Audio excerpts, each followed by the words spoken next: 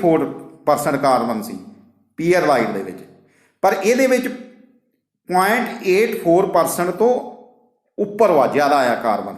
फिर ये जी स्ट्रक्चर हो जाती है ये पीयर लाइट एंड सीमेंटाइट हो जाती है। ये स्ट्रक्चर जी पीयर लाइट एंड सीमेंटाइट हो जाती है। पिक्चर के जिमें तुम देखते हो ये 8.4 तो उपर जी स्ट्रक्चर, तो ये जिते इन्होंने 1.5 लिखा होया कार्बन, सो इत्थे तक ये जी कार्बन हैगी आ ये स्ट्रक्चर जी आ जाती है पीयर लाइट तो सीमेंटाइट हो जाती है ये स्ट्रक्चर। अगला आ गया peer light and ferrite. Ferrite less than 0.84% carbon steel is pearlite and ferrite। सो ये जी स्ट्रक्चर वा ये तां बनती आ जदों कार्बन की मात्रा 0.84% तो घट होवे, ये उदों स्ट्रक्चर होंदी आ।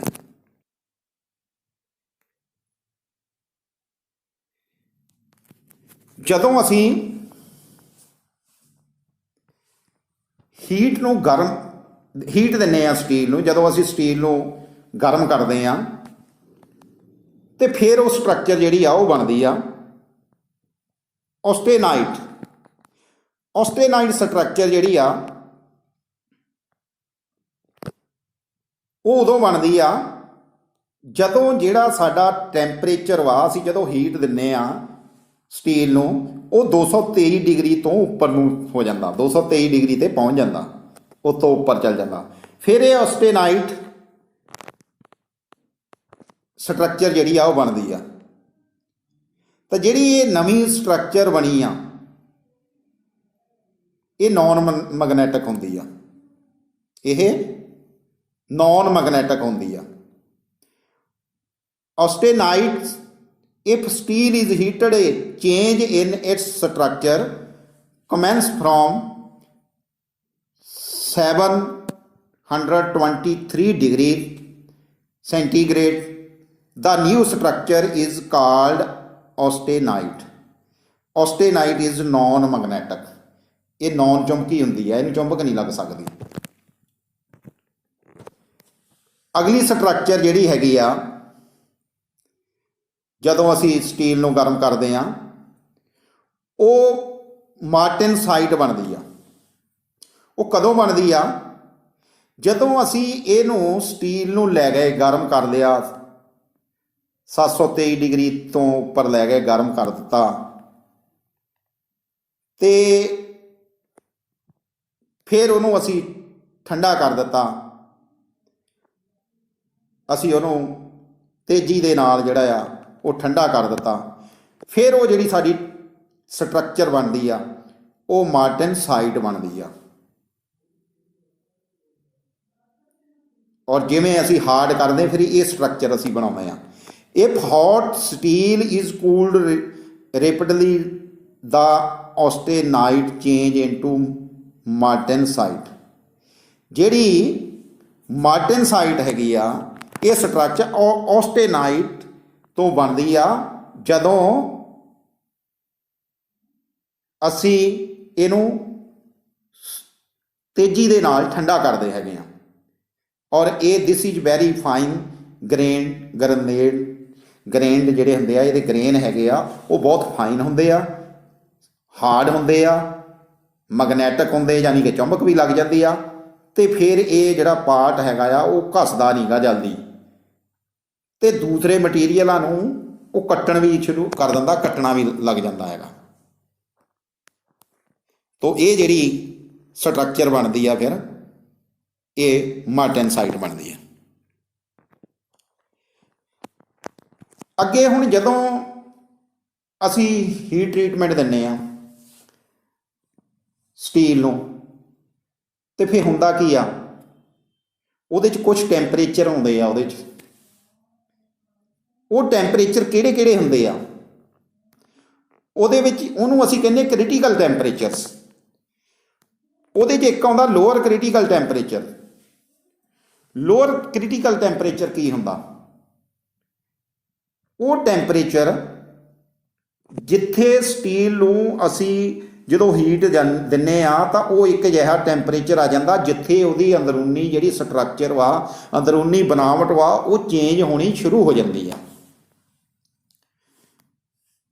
ਜਿਸ ਟੈਂਪਰੇਚਰ ਤੇ ਚੇਂਜ ਸ਼ੁਰੂ ਹੋ ਜਾਂਦੀ ਆ ਹੋਣੀ, ਜਿਵੇਂ 723 ਡਿਗਰੀ ਤੇ ਸੈਂਟੀਗ੍ਰੇਡ ਤੇ ਸ਼ੁਰੂ ਹੁੰਦੀ ਆ, ਸੋ ਉਸ ਜਿੱਥੋਂ ਇਹ ਸਟਾਰਟ ਹੁੰਦੀ ਆ ਉਹਨੂੰ ਅਸੀਂ ਲੋਅਰ ਕ੍ਰਿਟੀਕਲ ਟੈਂਪਰੇਚਰ ਕਹਿੰਦੇ ਆ।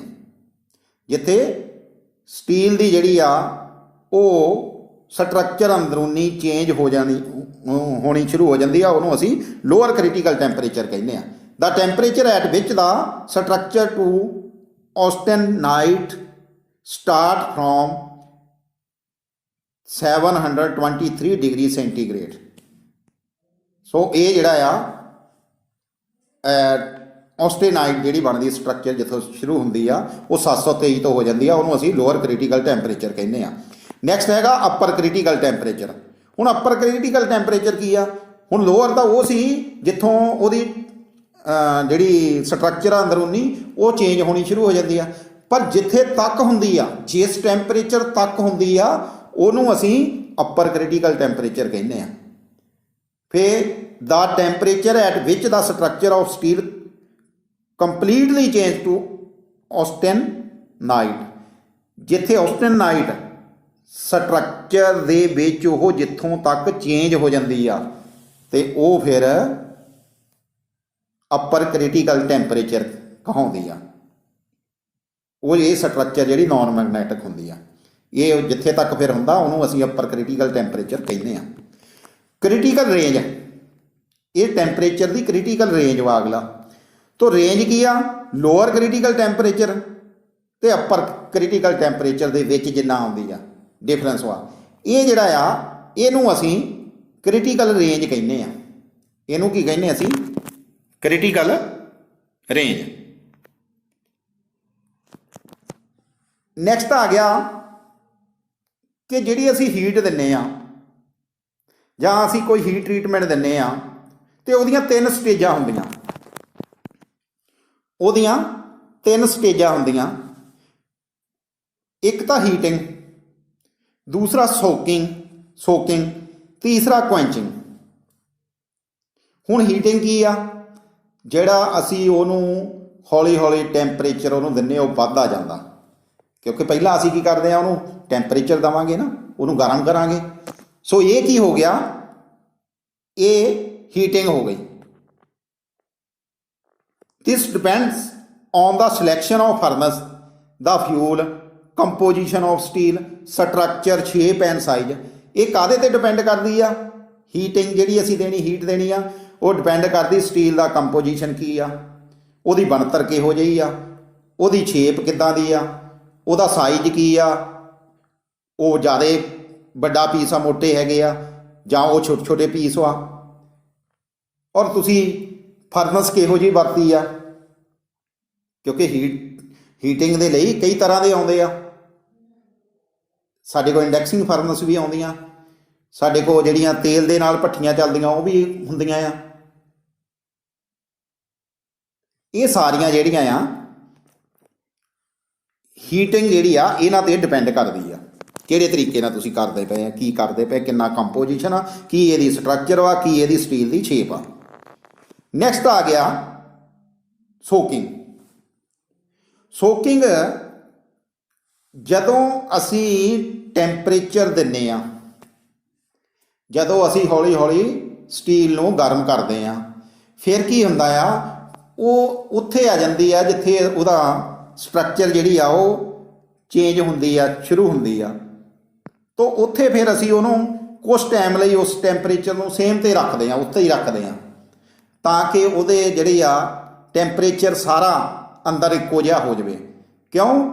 ਕੋਈ ਪੀਸ ਮੋਟਾ ਹੋਇਆ, ਕੋਈ ਪਤਲਾ ਹੋਇਆ, ਜੇ ਉਹ ਜਿਹੜੇ ਬਾਹਰੋਂ ਉਹ ਉਹਦੇ 'ਚ ਜਿਹੜਾ ਸੀ ਹੀਟ ਪੂਰੀ ਹੋ ਗਈ, ਪਰ ਅੰਦਰ ਤੱਕ ਉਹਦੀ ਜਿਹੜੀ ਸਟਰਕਚਰ ਚੇਂਜ ਕਰਨੀ ਹੋਣੀ ਸੀ ਜਿੰਨੇ ਤੇ ਓਨੇ ਤੱਕ ਉਹ ਹੋਈ ਨਹੀਂ, ਉਹਨਾਂ ਉਹਨੂੰ ਟੈਂਪਰੇਚਰ ਮਿਲਿਆ ਹੀ ਨਹੀਂ, ਉੱਥੇ ਤੱਕ ਪਹੁੰਚਿਆ ਹੀ ਨਹੀਂ। ਜਾਂ ਭੱਠੀ ਸਾਡੇ ਕੋਲ ਇੱਦਾਂ ਦੀ ਕੋਠਾ ਟਾਈਪ ਸੀ ਭੱਠੀ, ਉਹਦੇ ਵਿੱਚ ਅਸੀਂ ਹੀਟ ਦਿੱਤੀ, ਉਹ ਸਾਈਡਾਂ 'ਤੇ ਸੀ ਹੀਟ, ਵਿਚਕਾਰ ਹੈ ਹੀ ਨਹੀਂ ਸੀ ਹੋਈ, ਜਾਂ ਵਿਚਕਾਰ